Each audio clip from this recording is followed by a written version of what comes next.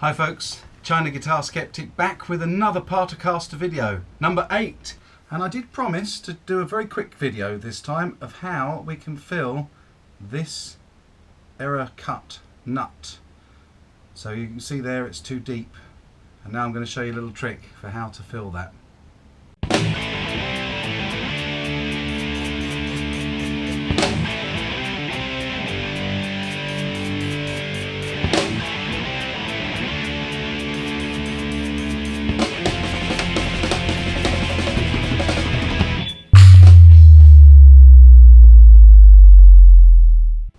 Yeah, so as you can see, this bottom E string is way too deeply cut.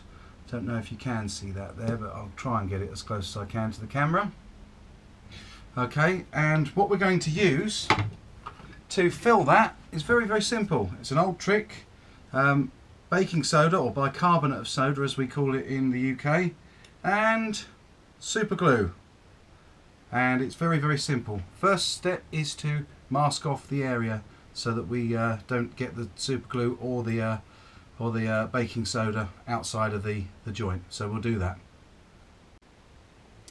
So first of all, I'm just going to use a little bit of masking tape, standard decorating masking tape, either side of this nut, simple as that. And then I'm going to mask up the sides of the nut. I'm getting it nice and tight and properly attached near to the nut itself.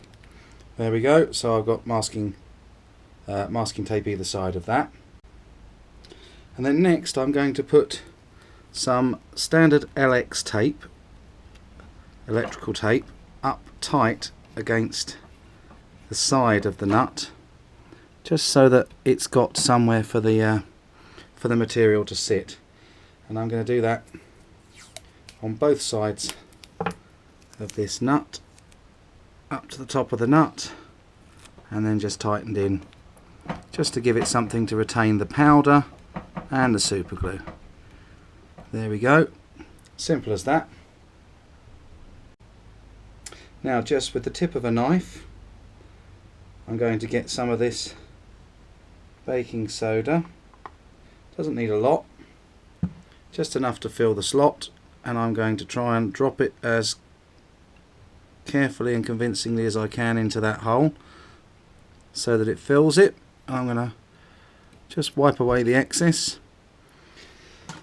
and then simply drop a couple of drops of super glue in on top of the joint and let that soak through and let it set. So we'll come back in a short while when that's set. So then after 10 minutes we just take off the masking and the tape and get rid of those, and then you'll see that this gap is filled and it's as hard as nails. And now we can just clean this up with a bit of a file, just to level it off with the nut at the back. Just a gentle little level back there, and I don't need to do it at the front. I will just touch it in, but I don't want to get too close to the fretboard because I don't want to leave any marks on the fretboard. Quite a nice level finish on that now.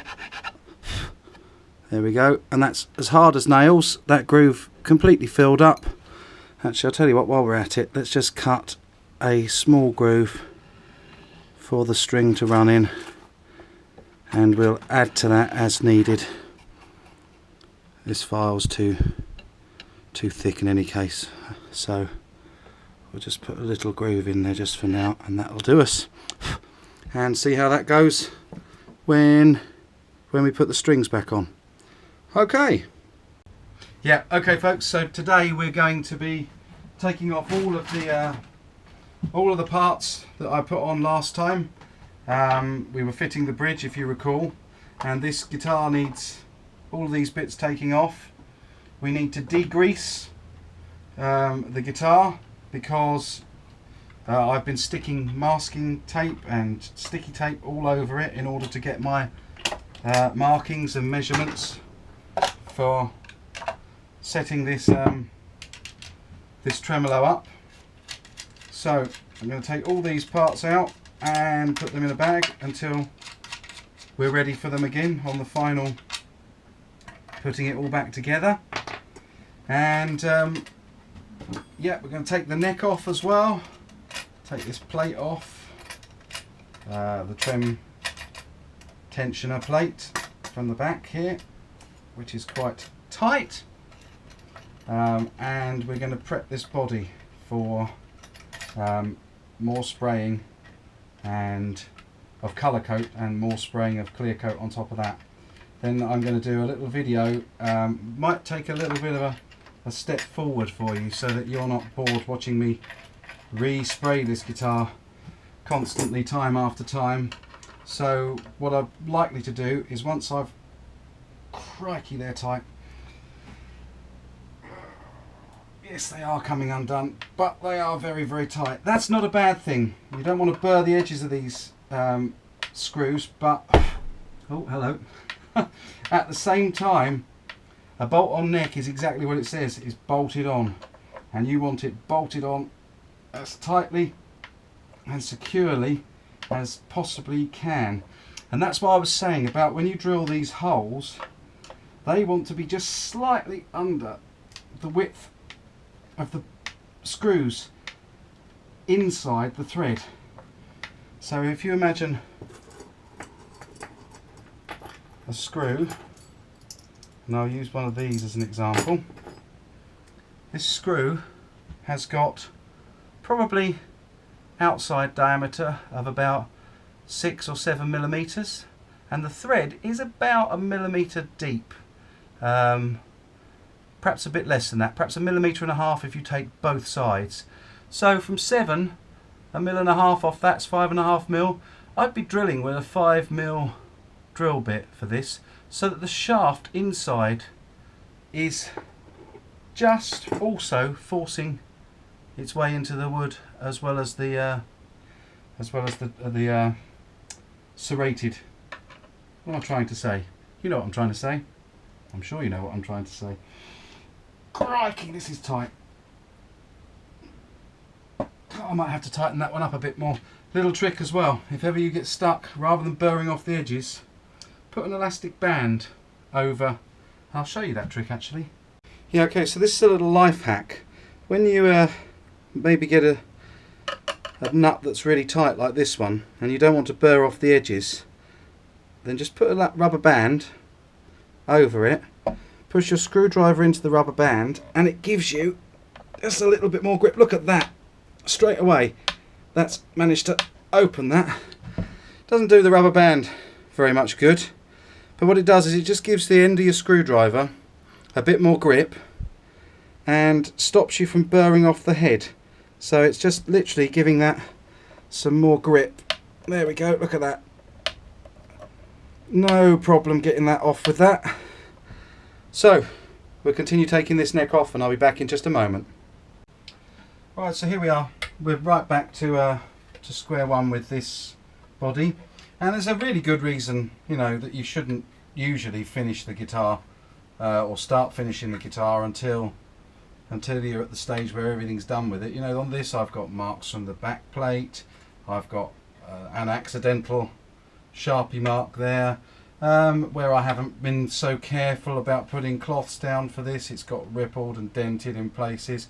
So it means that I need to rub the whole thing back, degrease it, rub it all back again, and then we can start finishing this body.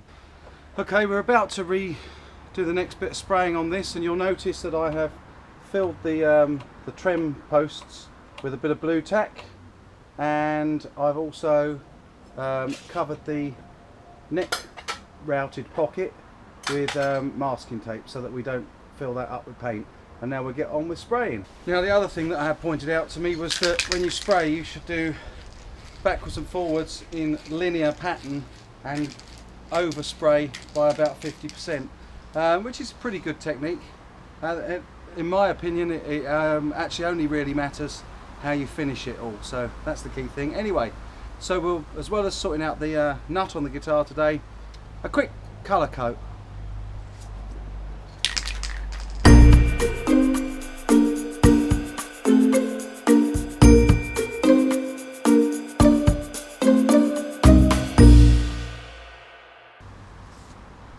So there we go. Take care, enjoy, and rock on.